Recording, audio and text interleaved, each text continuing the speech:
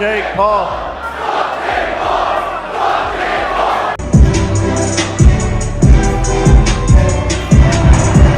Ladies and gentlemen, prepare yourselves for a showdown of epic proportions, but not in the ring. Oh no, this clash was all about words, egos, and a meltdown so monumental it could give Shakespeare a run for his money. Picture this: Mike Tyson, the indomitable Iron Mike, a legend who once struck fear into the hearts of his opponents, and Jake Paul, the YouTube sensation who has managed to turn boxing into his personal reality show. August 18th at Fanatics Fest was supposed to be a typical pre-fight press conference. Instead, it became a stage for Jake Paul's catastrophic meltdown. If you missed it, don't worry, we're about to dissect this drama in all its glory. Welcome to Quick Rundowns, where we dig deep, slice through the hype, and get straight to the heart of the action. Today, we're unraveling the chaos that unfolded between Jake Paul and Mike Tyson. Trust us, this is one for the history books, and you won't want to miss a minute of it. It was a day that promised nothing more than your standard press conference: some hype, a dash of banter, and perhaps a surprise or two. But what transpired at Fanatics Fest on August 18th was anything but ordinary. Tyson, ever the cool and composed legend, threw a few straightforward questions Jake Paul's way. Simple, right? Wrong? Jake Paul, instead of answering calmly, decided to turn the event into his personal soap opera, complete with dramatic outbursts and frantic accusations. In history, this is what it's all about for me, man. I'm a kid from Ohio.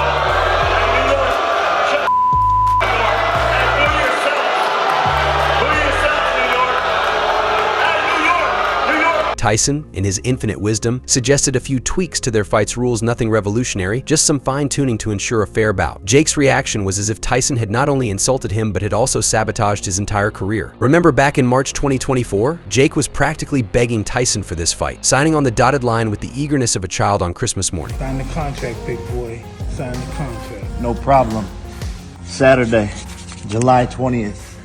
Sign the contract, big boy, he said. No problem at all. Fast forward to the press conference, and suddenly a few rule changes were enough to send Jake spiraling into a full-blown tantrum. Here's where things take a turn from the expected. Tyson's suggestion wasn't just a minor tweak, it was a masterstroke of psychological warfare. Tyson proposed a knockout-only rule. No more technical knockouts, no more scraping by with a decision win. Only a full-on, lights-out knockout would be acceptable. For Tyson, this was bread and butter. His entire career was built on delivering that one devastating punch that leaves opponents out cold. But Jake Paul? His boxing career has always been a topic of controversy. The rumors about the legitimacy of his victories have followed him like a shadow. Now, faced with the prospect of needing to knock out one of the most feared punchers in history, Jake's facade began to crack. And as if that weren't enough, Tyson added 2 more rounds to the fight. This wasn't going to be a quick, flashy bout, it was going to be a grueling test of endurance. For Tyson, who had faced some of the hardest hitters in history, 2 more rounds were just another day at the office. Hey, you're the one that wanted 8 2-minute rounds. You want to make it 10 threes? Don't talk to me about shape.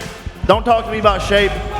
Stay in shape, all right? You want 10 threes? Okay. You want 10? For Jake, it was a nightmare come to life. As Tyson's new rules were revealed, Jake Paul's entire demeanor shifted. The cocky, self-assured fighter was suddenly replaced by a man facing a profound existential crisis. The swagger, the bravado, everything started to crumble. Jake's unshakable confidence evaporated, replaced by an unmistakable sense of dread. He was no longer the daring up-and-comer. He was a man staring down the barrel of a daunting reality. In a moment of high drama, Jake decided to cancel the fight. Yep, you heard it right. Amidst a mix of indignation and panic, he declared that the new rules were illegal and abruptly withdrew from the bout. It was as if he was starring in his own dramatic reveal, only to be unmasked as a man who had bitten off more than he could chew and was now desperately seeking a way out. The fallout from this decision was both swift and brutal. Jake Paul's credibility took a nosedive, and the boxing community was unforgiving. He was now viewed not as a fearless fighter, but as someone who tried to dodge a fight he clearly wasn't prepared for. To add fuel to the fire, the long-standing rumors about his controversial victories began to resurface. Allegations of bribing referees to secure TKO wins started gaining traction, and the timing couldn't have been worse. The press conference had already rattled him, and now these old rumors were back with a vengeance. The boxing world began scrutinizing every one of Jake's past fights with a fine-tooth comb. Was his entire career built on a house of cards? The idea that Jake might have been greasing palms to get ahead hit the boxing community like a ton of bricks. Boxing isn't just about fame or flashy lifestyles, it's about raw talent, hard work, and the ability to take a punch and keep going. Tyson embodies these qualities even now. The notion that Jake, with his deep pockets and flashy lifestyle, might have bypassed all that by bribing referees was nothing short of scandalous. Now, let's add another layer to this already complex drama. Enter Joe Rogan, the voice of reason in the chaos. He will be 58 when they fight. He has had a long fighting career.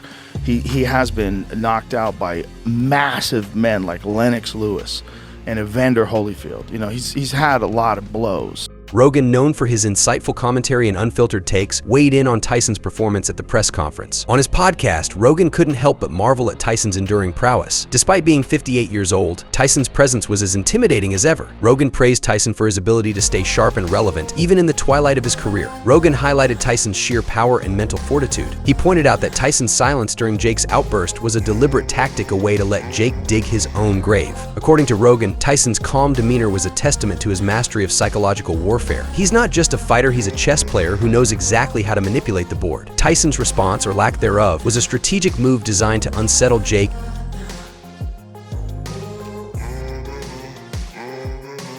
Serious fighter, suddenly unraveling at the thought of facing Tyson under fair conditions. Jake Paul's dead. He's dead. He's not going to make it. Rogan's commentary added a layer of humor to the drama, as he pointed out that Jake's meltdown was almost like watching a child throw a tantrum when faced with a real challenge. As the rumors and criticism continued to swirl, Jake Paul's career began to crumble in the public eye. The hashtag #FakeFighter started trending, and suddenly Jake wasn't just fighting Tyson, he was fighting to save his entire career. Fighters who had struggled and fought their way up through the ranks, who had endured their own trials, began to see Jake as someone who was trying to cheat his way to the top. The respect he'd been craving from the boxing world was slipping further out of reach with every passing day. Jake's attempt to back out of the fight only intensified the scrutiny. He'd always been known for his flashy persona and controversial antics, but this time he had crossed a line. The world was watching, and the fight he was so eager to avoid had become a symbol of his failure to live up to his own hype. High-profile fights don't come cheap. A fortune is spent on promotions and preparations. You can't just back out of a fight without serious repercussions. Tyson didn't cancel his fights even after battling severe health issues. So who did Jake think he was to pull the plug just because the rules changed? So what's next for Jake Paul? With Tyson's challenge still looming and the entire world watching, Jake has a mountain to climb if he hopes to salvage his reputation. Tyson's rules have not only changed the dynamic of their fight, but have also exposed the cracks in Jake's tough guy facade. The drama is far from over, and if the fight does happen, it promises to be a clash of epic proportions. Jake will need to decide whether to accept Tyson's terms or find another way to redeem himself. The boxing world is unforgiving, and the pressure is mounting. Tyson has shown that he's still a force to be reckoned with, and Jake's decision to back out has only made him a more intriguing opponent. The stage is set for a show. I've been in the ring with people with the same intention,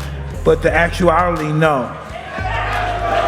Be in shape, be in good shape, because your health depends on it. Sign the contract, big boy. Sign the contract. No problem. Saturday.